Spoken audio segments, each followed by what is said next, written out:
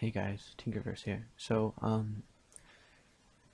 I got this CR Touch a while ago, even before I got the Spider Hot End, and I've been using it for a while, and I figured I'd give a heads up for anybody who was looking to get one. So, the CR Touch is an auto-leveling probe for Ender 3s, Ender 5s, as a replacement for the BLTouch. Like, the BLTouch and the CR Touch are pretty much the same thing, but there's a few key differences. So the BLTouch is white, so it sticks out like a sore thumb on these machines because most of the stuff is black, right? So the housing is black. On the Ender 3, even the box one, it's black. This is black. The bed is mostly black. The frame, the display, most of this printer is black. Even the extruder motor up here, these brackets. So the CR Touch blends in really well with that stuff. So it isn't like, here, over here, look at me. Also, another thing to note is that this probe down here is metal instead of plastic like the BLTouch. Now, I don't know how this affects it a lot in the long term, but I would imagine it would give it a lot more durability, and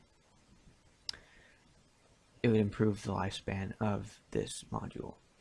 Now, with the CR Touch, it also comes with brackets for the Ender 3, the Ender 3 Pro, the Ender 3 V2, which is this one, which is quite nice because then you don't have to like print one out or like make one yourself. And it just bolts on. There's a couple screws to go in, and it sits there pretty tight. And especially if you get the Spider Hot End, you want to get or any big hot end, you want to get 2 MX3 screws and 2 MX3 nuts, so then you can kind of run it off of this bracket further, so that it's not gonna push the nozzle into the bed before the probe gets onto the bed. So that is that part, and it comes with zip ties, and you need to get some firmware, but I'll go over that stuff later. So you need to wire it up with your board, which can be accessed through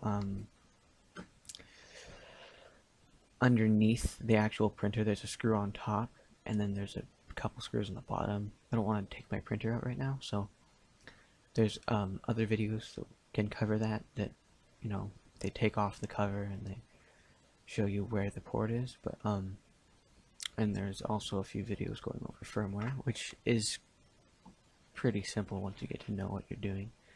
So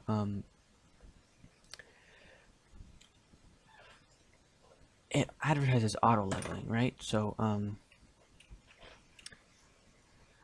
it does not necessarily automatically level it.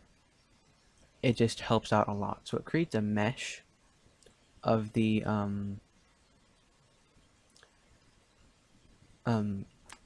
bed, so then it helps it like adjust. So there's this feature. It takes over the spot of info on the Creality firmware. Once you get that downloaded, should be this bottom left, bottom right option. You just want to click that. And also another thing to note is that you don't need a Z end stop with this CR Touch. See, so it does the X, it does the Y, and then this is used as a Z offset, a Z switch. So it'll do its thing. It's gonna go slowly down until it touches, and that's gonna tell it. And you just want to take out the whole Z offset switch, because you don't need that with this, because it automatically does it for you, right? So, and then what it's gonna do after auto levels, when you click the leveling, is it just goes through, just click.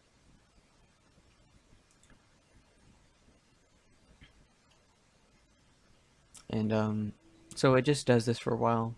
I'll skip to where it isn't doing this. Alright, so it's almost done. So it does a 9, it does like a 9-point leveling is what it's called. So it goes through, it goes 1, 2, 3, 4, 5, 6, 7, 8, 9, and that's pretty good for this, but it doesn't just automatically level it for you, so you're gonna have to do that once you get this, but it does help out with like having your bed if it's slightly unlevel. So like if you get like a little bit of like if your nozzle's a little bit too high over here, it'll help out with that. It won't make it too high, but you still would need to go about leveling it every so often. This level that I have right here has lasted me quite a while, I think. Probably over, I don't know, I'd say like 5 or 6 prints, but that's since I've done it last. And I think the longest one that I've had is I think with this on it was probably around 15 prints without having to level it again.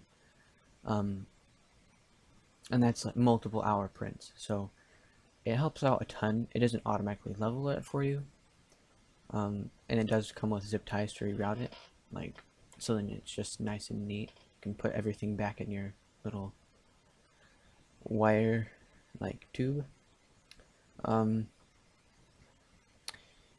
And another thing that you might need is the firmware, but I don't think I'm good enough to explain how to do the firmware. I'll link the firmware to Creality's website. I know that some people don't like Creality's firmware, and there is other firmwares, but I'm just gonna link the firmwares on Creality's site, and you're gonna need to know what your board is. So it's either gonna be a 4.2.2 or 4.2.7 on the V2. I have heard of 4.3.5s, I think, but they're not as common. So, anyways, so I think that's all. The CR Touch is a very nice upgrade for a Ender. I really like them. I really like it, especially because this is removable. Like, you can take out the wires if you're working on the hot end and you don't want this like interfering with your wires when you're taking all the stuff out. You can just unplug it. That's it. That's that. And it's just there but not, I guess. It just helps out a ton. So yeah, that's all for now, guys. Kind of a short video, I know, but anyways, until next time, see ya.